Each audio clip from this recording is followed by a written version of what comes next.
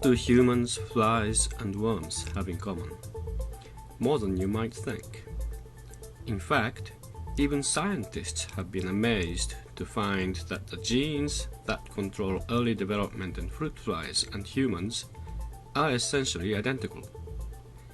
And genes associated with heart disease in humans have the same metabolic functions as related genes in yeast. As a result, model organisms like mice have become even more important and relevant to health research. The mouse is the best mammalian system that we have, another animal that is a mammal like us. And it has several advantages compared to other mammals. One is a small organism, and it has a very rapid or relatively rapid cycle. It reproduces rapidly. Gestation in the mouse is only 3 weeks, and after another 3 weeks the pups are weaned from their mothers and they're able to live as youngs and adults. And it is also an organism that has been studied for many years by many scientists, and so a lot is known about its anatomy and physiology, etc. And so the importance of the mouse for us is that we can combine all this information that has been accumulated over the years with technology that allows us to introduce mutations into the mouse genome. The genes of mice can be manipulated, and human disease genes can even be expressed in mice in order to better understand the mechanisms of diseases and how they can be treated or fixed.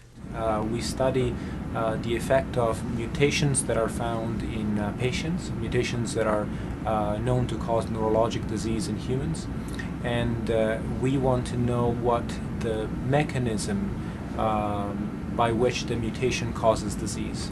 And so transgenic mouse technology is one of the technologies that allow us to insert a mutation similar to what is found in patients into a different organism, in this case a mouse, and see whether that same change, that same genetic change, causes a phenotype, a behavior or a pathology in the mouse that is similar to what is seen in patients. And after doing that, seeing whether there are similar manifestations in a different organism, try to dissect what goes wrong inside the cells. A mouse in which a foreign DNA, also known as a transgene, has been incorporated into its genome is called a transgenic mouse. There are two main ways to create a transgenic mouse. First, a piece of DNA can be injected directly into a fertilized mouse egg using microinjection equipment like this.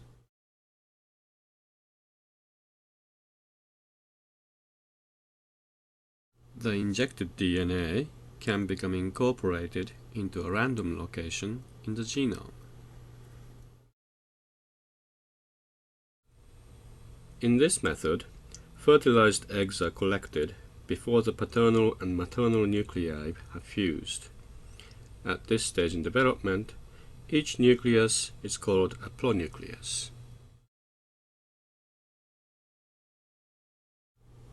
Under the microscope, a sharp micropipette is guided to penetrate the male pronucleus, and the transgene DNA inside the micropipette is injected.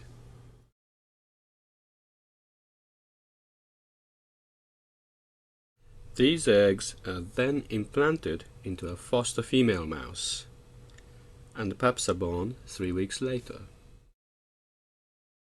Not all pups may have successfully incorporated the transgene.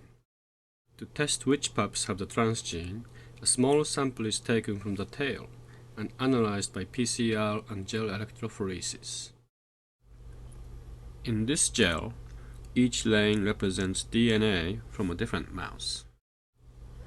This DNA band represents a normal gene, present in all lanes. This